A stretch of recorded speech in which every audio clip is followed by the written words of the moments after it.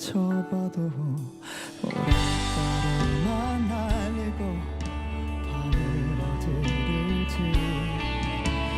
물을 훔치는 저기 언덕을 가도 멀찍이 태양은 언제나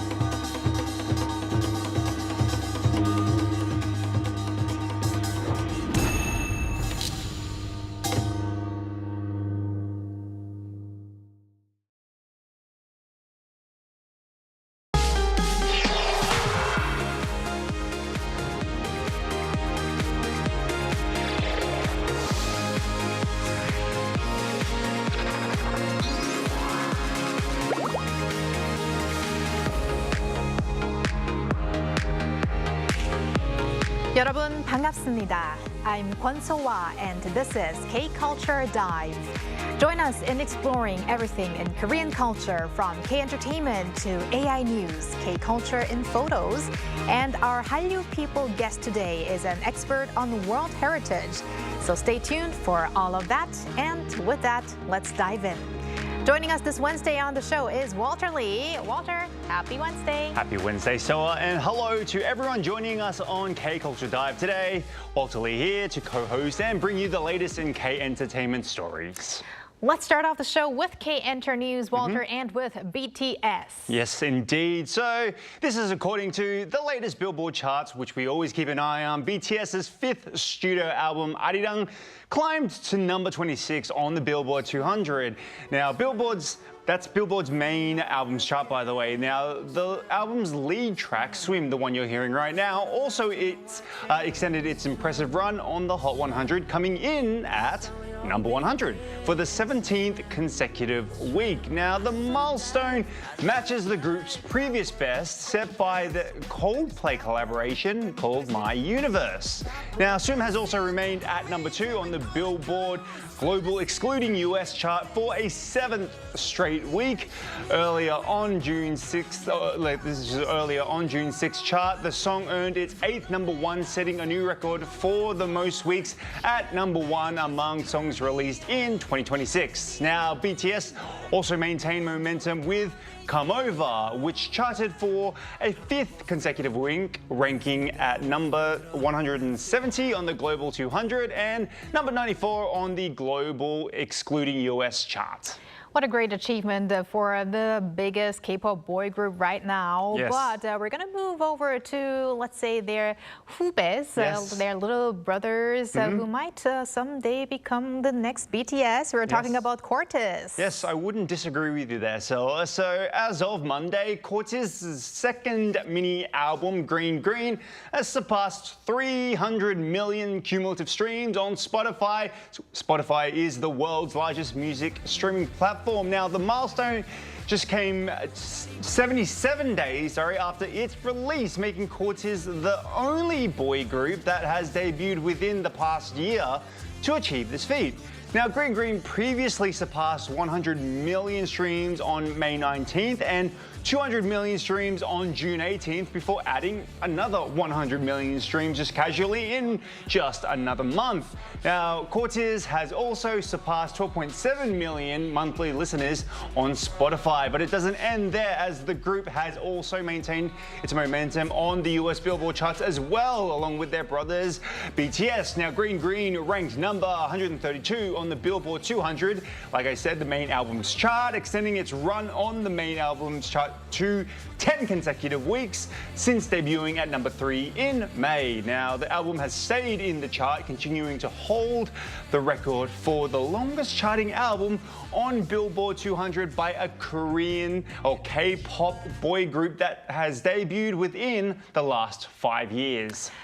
Amazing, I have to say. And finally, Walter, we're going to talk about New Jeans because their fans probably were pleasantly surprised about some content that they uploaded on YouTube. Yes, because it was not predicted. New Jeans surprised fans at midnight July 22nd, which is also the 4th anniversary of the group's debut, by unexpectedly releasing a special video on their YouTube channel, which you can see right now, featuring 3 official current members, Hyerin, and Honey. Now, Hyerin and Hein and Honey. Yeah, and Honey, along with yet to be confirmed member Minji. Now, while nothing has been officially announced, it's probably certain and appears very likely that Minji will return to the group. Now, the release marks New Jeans' first group content in over a year. Now, the group activities had been on hold since March last year when the members independently organized a performance in Hong Kong,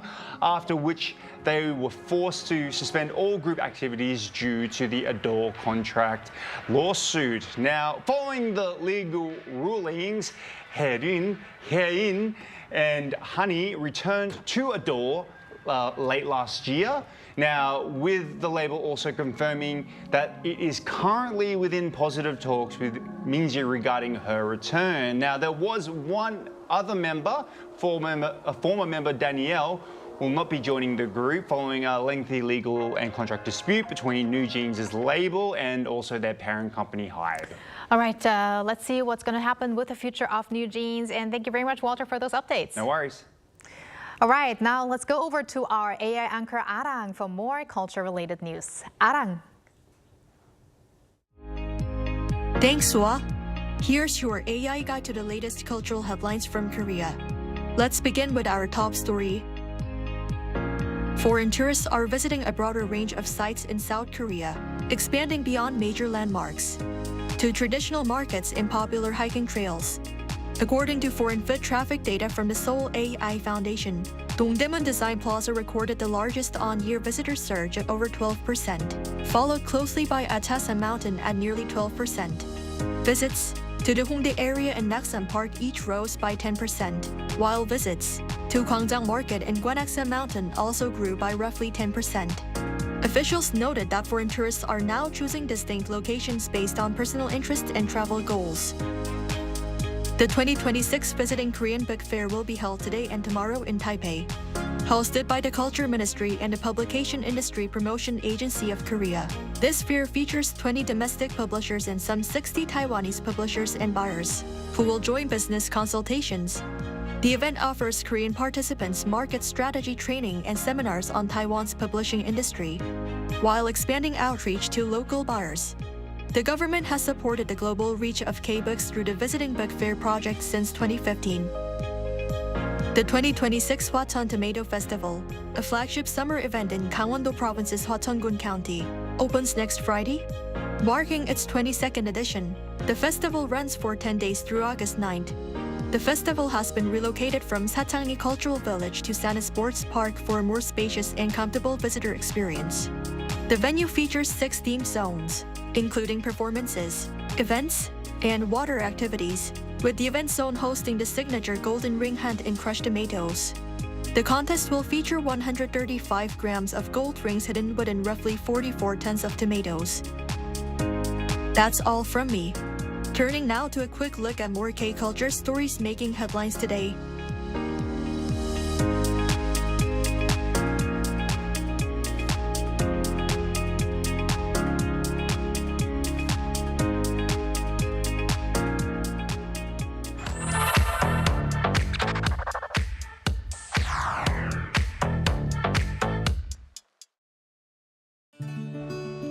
Through a single photo at a time, we take a closer look at culture in Korea. This is K-Culture in Photos. Here's today's keyword, 시골, or the countryside. When you think of the countryside, what comes to mind? Wide blue skies, green fields, and traditional homes. Peaceful, quiet, and far from the busy city. And then there's the food. A countryside meal may not look fancy, but it's made with fresh seasonal ingredients and served with plenty of homemade side dishes. It's the kind of meal that fills both your stomach and your heart. But here's the surprise. Korea's countryside is becoming more and more popular with the younger generations.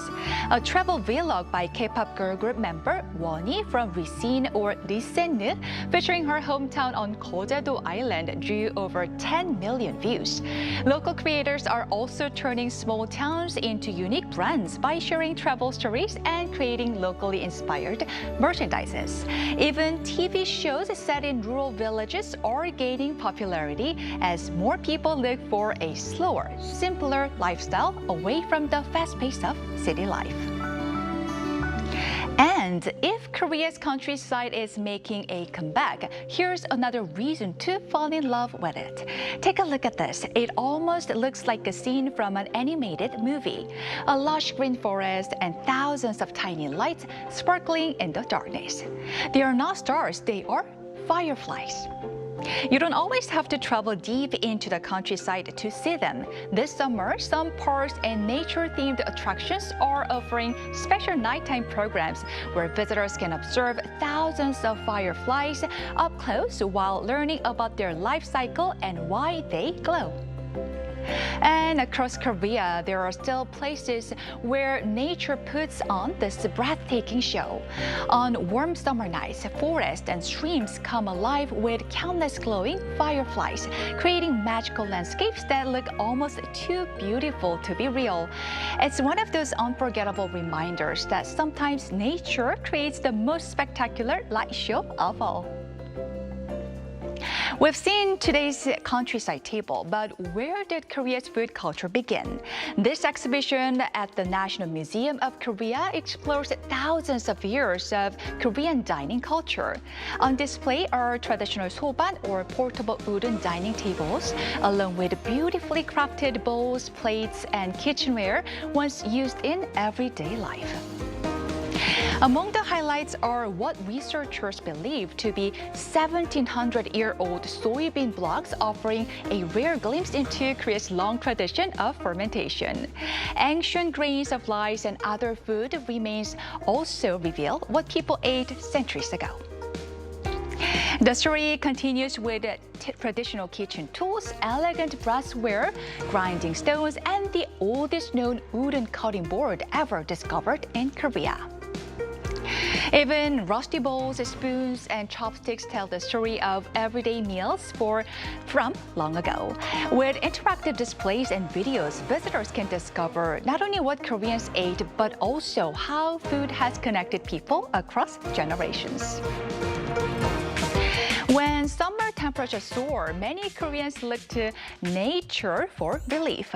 One of the most breathtaking sights is Korea's waterfalls. From the famous falls of Jeju-do Island to hidden cascades across the country, these cool, misty spots offer a refreshing escape from the summer heat. But for many Koreans, nothing says summer quite like a day at a mountain valley. Families and friends cool their feet in icy cold streams, relax under the shade of the trees, and enjoy picnics surrounded by nature. For others, it's all about adventure. Some hike along the valleys, while others catch insects or tiny fish and explore the outdoors with their children. And for kids, nature becomes the perfect water park. Floating on tubes, splashing with water guns, and playing in crystal clear streams. It's a reminder that sometimes the best summer playgrounds are the ones nature creates. Together, these moments remind us that Korea's culture isn't found only in famous landmarks. It's also reflected in its villages, its tables, and the beauty of nature.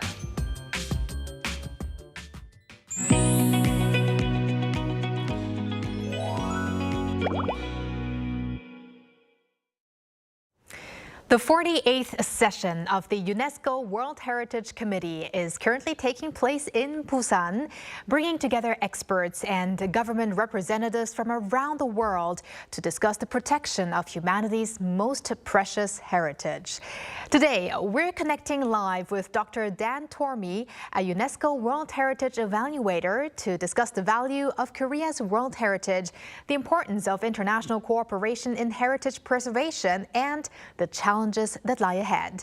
Dr. Tormey, welcome to the program. Hello. Hello, Doctor. Well, thank you very much. I'm very glad to be here with you.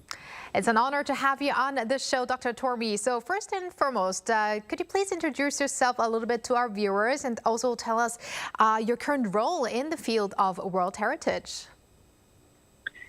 Yeah, well, my role in the field of World Heritage includes a lot of really interesting things, and I really love it. And first, I evaluate World Heritage sites, and as a field evaluator, I think I really have the best job in the world. I get to go to some of the most fabulous places on the planet, spend a week there, and really get to know it well. In addition to heritage sites, I also work with UNESCO Global Geoparks, and I'm part of a group that is starting a new type of conservation site, key geoheritage areas, which our team was doing here in Busan 6 weeks ago. I also help countries thinking about preparing World Heritage Site nominations, and this is really fun because there you're at the beginning when conservation approaches are first being considered. And I'm part of the team that reviews the condition of existing World Heritage sites and determines whether they are improving, deteriorating, or staying the same. And more recently, much of my work has been looking at the relationships between climate change, protected areas, and world heritage. And this draws upon some of my experience that in other work that I do with my company, Catalyst Environmental Solutions.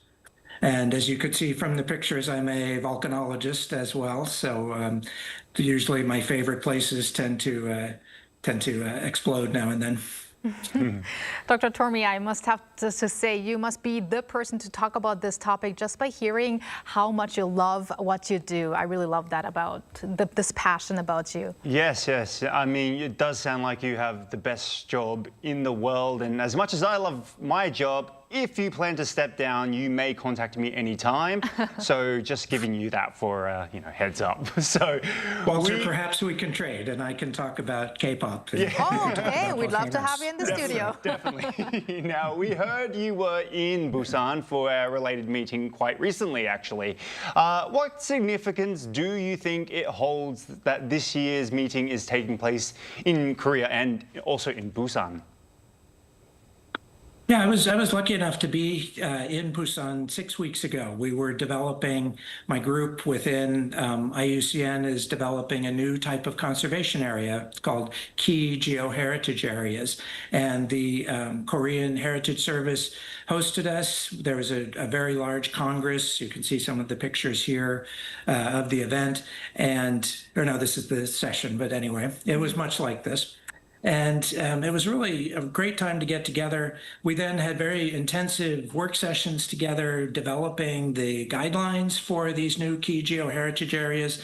And then we also took the time to sing karaoke at night and to visit many of the natural areas during the day. So I think that the World Heritage Committee meeting here is really significant for several reasons. One is, of course, they're going to be choosing which new sites to inscribe on the World Heritage list. And this is significant for Korea because the Getbol tidal flats are under consideration for inscription, or for expansion. They are already inscribed. So hopefully we have some things to celebrate together if that's announced. And then the meeting also considers a lot of important things like the conditions and threats to World Heritage sites. And Korea, I think, is an excellent host for this because they've shown such leadership in supporting World Heritage and really addressing some of the threats and especially the management of these things. So I think it's really highly significant that this meeting is here in Busan right now.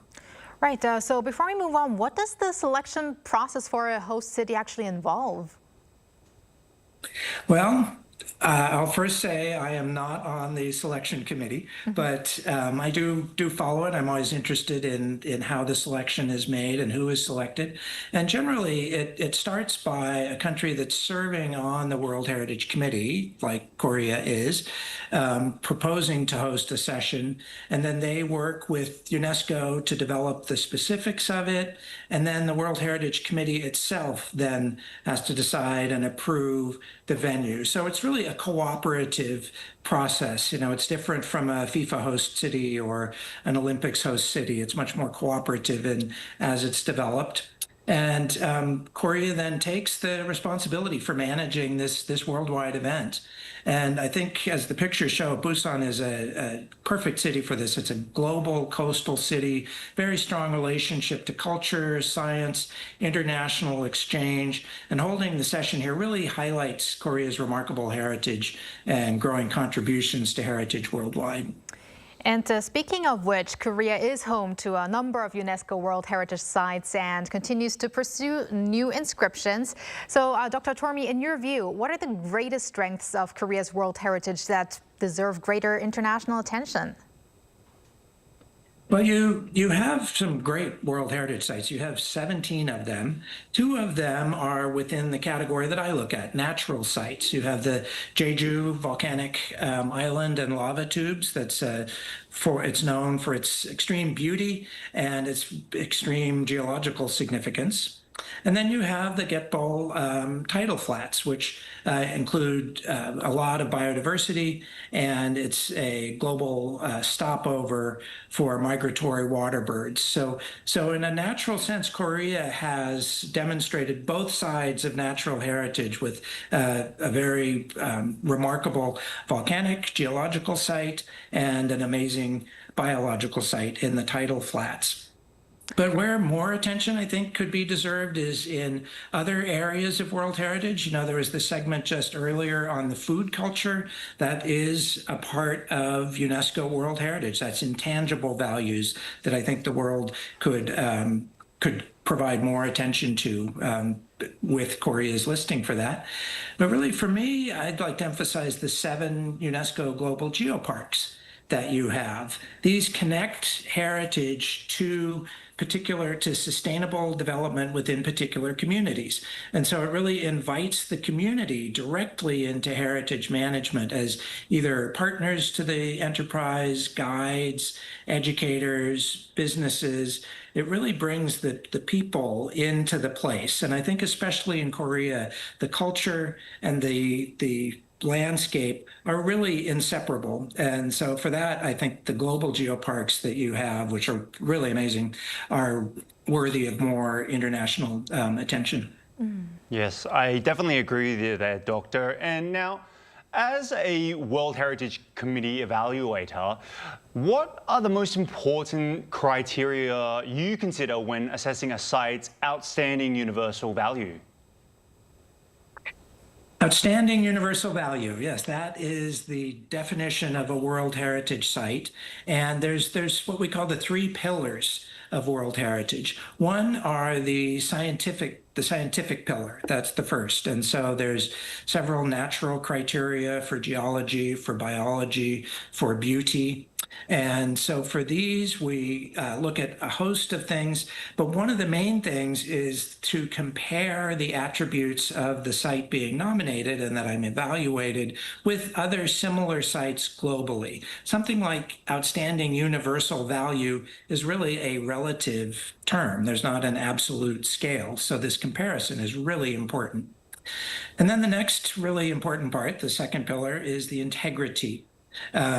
Is the site sufficiently intact so that people visiting can really appreciate the scientific aspects of outstanding universal value? Has development damaged the values? Are the boundaries large enough both to protect the values and to encompass all of the aspects that are put forth for outstanding universal value? And then finally, the third thing that I look at is protection and management.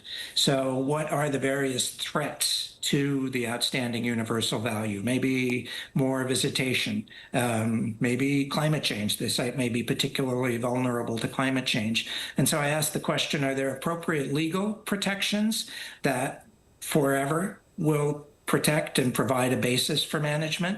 And is the management plan itself built in a way that really responds to the kinds of threats that will be seen?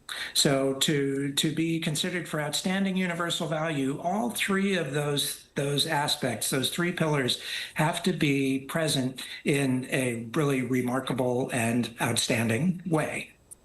And Dr. Tormey, a couple of questions here. What outcomes do you hope will emerge from this year's meeting in Busan? And also, what more do you think Korea can do to play a greater role in the protection and preservation of World Heritage?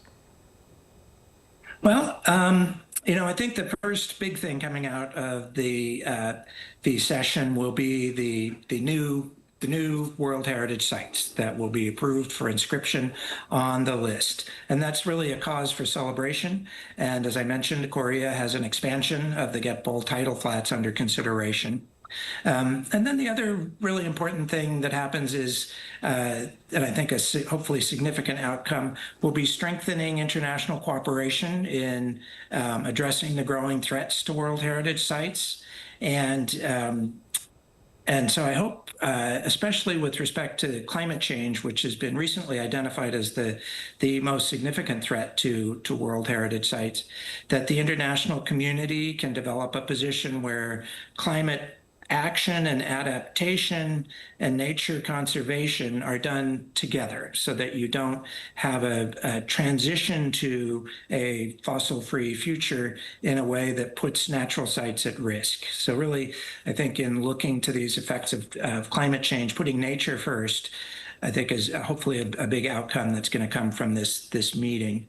And Korea, in terms of what they could do more, first, you're doing a lot. You're doing a great deal for World Heritage, and I think that deserves real recognition and thanks. So, 감사합니다, Korea, for that. And, I think one of the, just to pick one, well, two, actually. So financial support is always important, and Korea has been very supportive of many programs, including the one that I'm a part of, the Geoheritage Specialist Group. And so that's another reason for thanks, and hope that continues. But I think that Korea has really built the capacity and really the mastery of identifying and documenting and prioritizing heritage sites and managing heritage sites. You're so good at that. Bringing the community in. And the world really needs that knowledge. And so I think more efforts to share that knowledge that you have outside to countries looking to build programs like yours would be a really great way that Korea could continue to contribute in the way they have to heritage.